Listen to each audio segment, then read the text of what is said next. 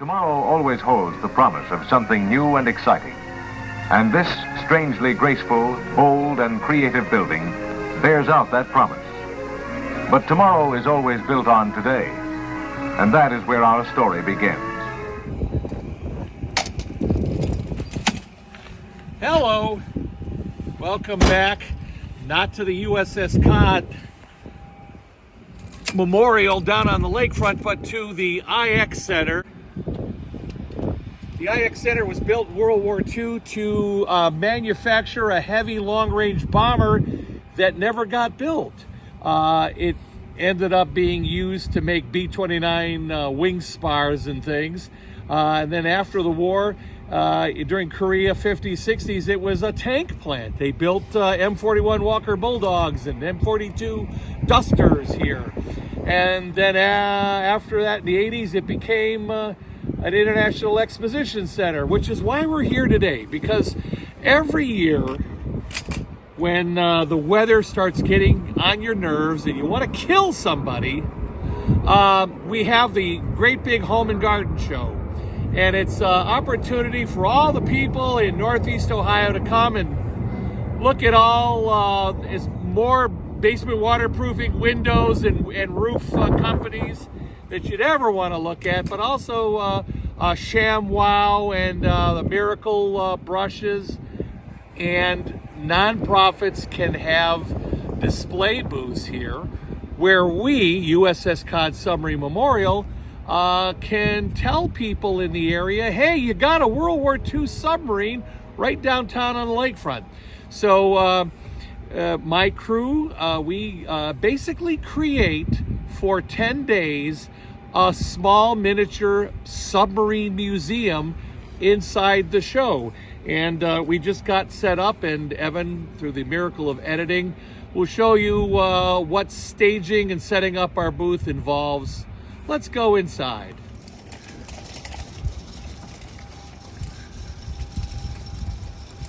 I think they need some new vinyl windows. Welcome back to the USS Cod Submarine Memorial. I'm Director Paul Ferrace, coming to you from our forward torpedo. No. Evan, zoom back, show the folks where we are. We are at Cleveland's International Exposition, or IX Center, for the Great Big Home and Garden Show, which we traditionally have a booth to get word out to the public that, hey, there's a World War II submarine, come visit us in better weather. So, we're a small nonprofit, but we have this little informational booth. And actually this year it's actually quite a large booth. That's another story for another time. But basically every year we set up a temporary submarine museum. And this is kind of important because we have a 30 by 40 booth, which is roughly about the size of any display multi-purpose classroom that we're going to have when we get our visitor center. So Evan, we'll take a little tour of our booth. You can see we have the ShamWow guys and the rain guards, the gutter guards, the people that want to waterproof your basement, sell you new windows and flowers. But if you stop here, there's our show desk. This is an interesting backdrop here where I was. People can stand in front of this and take a family picture. It looks like they're actually in the torpedo room. How wonderful is that?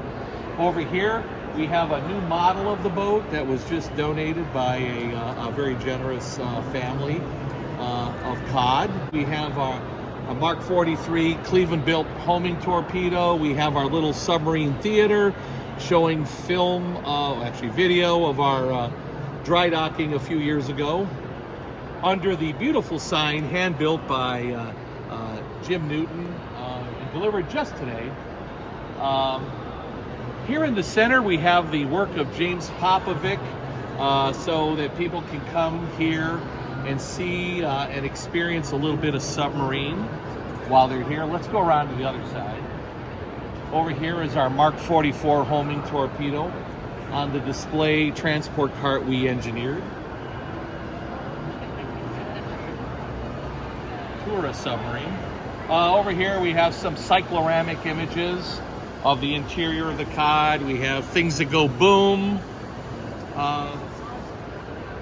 More things that go boom, depth charges, a Mark 6 and a Mark 9 depth charge to kill subs. We like to keep that stuff away from the Cod. Another great model. Another crew built a replica of the battery.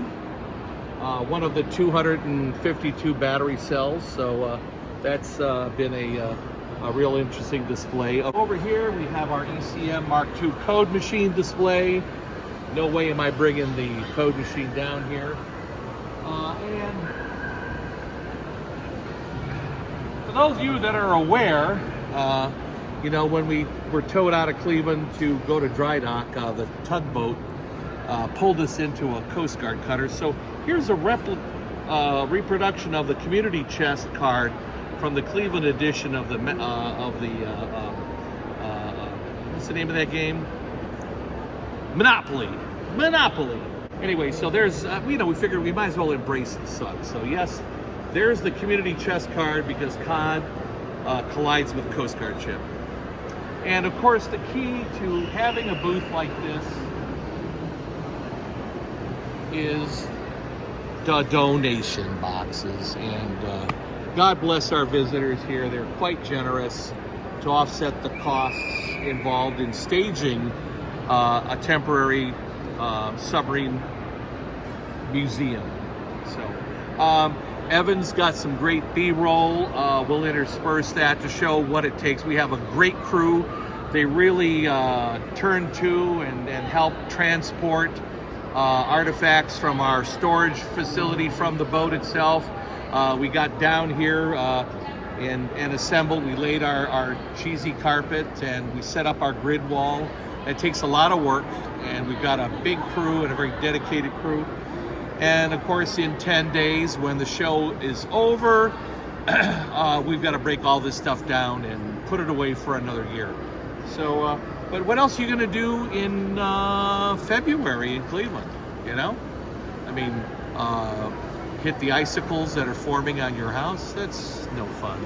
So anyway, it's how Cod does outreach. Because even though we try to be very prominent in social media and we have a lot of events, we've got a great relationship with our local news media, there's still quite a few of Joe and Judy six-packs, as people will say, the common people are known as. They don't know that there's a submarine down on the lakefront. So hopefully we're gonna, after 10 years of doing this, we're scratching that surface, getting the people aware that there is a submarine.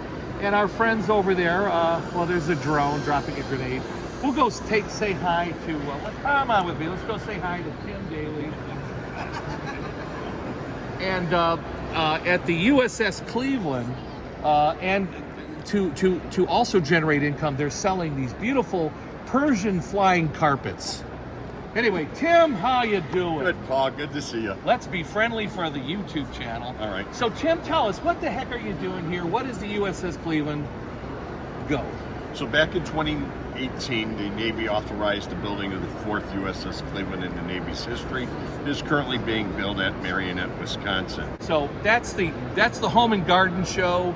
All right. Yes. That's a picture of That the is the beautiful picture. littoral combat ship. Yes. Okay. And it's we have been given a tentative date for commissioning of October 18th of this year. So they're going to tow it to Cleveland in October. Not tow it. They're going to actually They're going to run the engines, bring it to Cleveland. It'll be here for a week. It'll be commissioned.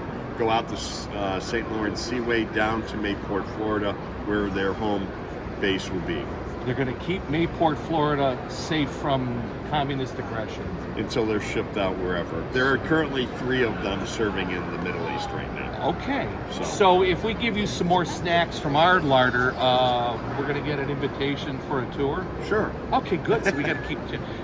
Tim's no newcomer to historic preservation. Tim, you were a former director of the Soldiers and Sailors Monument in downtown Cleveland Public Square. Correct. Civil War.